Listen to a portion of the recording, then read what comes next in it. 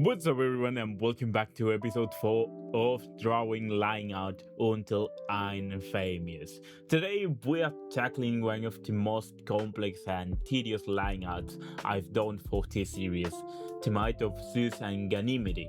The real technical challenge here was managing two completely opposite anatomies in the same space.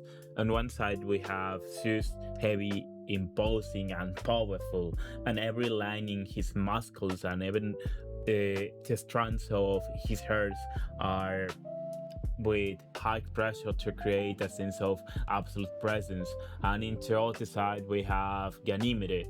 His anatomy is soft, delicate, almost like that of a 13 years old, designed to project that vulnerability and that cute boy aesthetic, and you could find in classic boys love, balancing these two without letting one wash out the other was a constant battling of line weight and precision.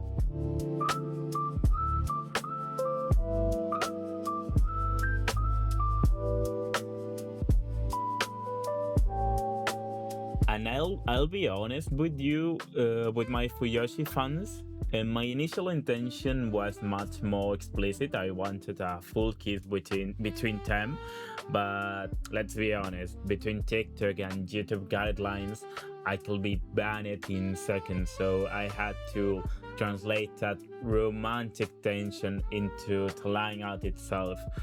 Look at the clothing contrast. Zeus wears his classic attire barely covered to show his divine status, and his eyes imbued with lightning. And in the other side, Ganymede, however, is more covered, more human. His hair is fluffy and soft, contrasting sharply against Zeus' rigid, pointed looks, and it's a visual representation of the divine meeting the mortal, where the wake of the lions tells a story of who holds the power and of who has fallen under the spell.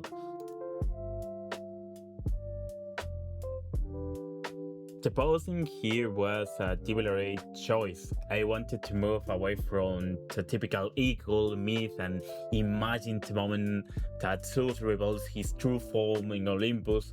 I drew Zeus embracing Ganymede with the possessive grip of a lover. Ganymede, meanwhile, clings to his waist, looking up at him.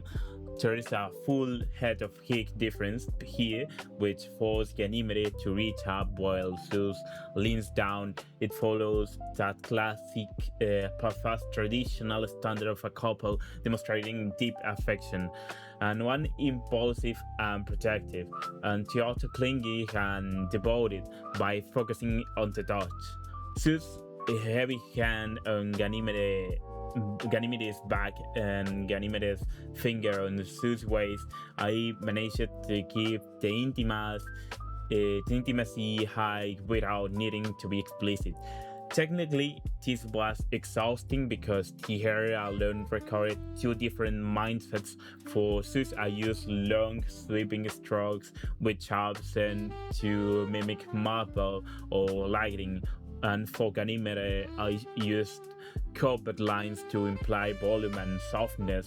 And in these small decisions, how a line ends or how thighs and shoulders is compared to the neck, it's next to that make a composition like this walk. I wanted to capture that specific moment of surrender in Ganymede's face, showing that he isn't just a captive, but someone captivated by the king of gods himself. It's about the storytelling through the strokes, and I think this piece captures that tension perfectly. Well, this episode was a marathon, but seeing these two anatomies coexist made every tedious hour worth it. And if you have a vision for a character or a legendary pairing that needs this level of anatomical contrast and technical detail, my commissions are officially open. I specialize in bringing these complex dynamics to life, so send me a DM or check the link in my bio to start your project. And thanks for the support, my little kiddos. I'll see you in episode 5. Bye bye.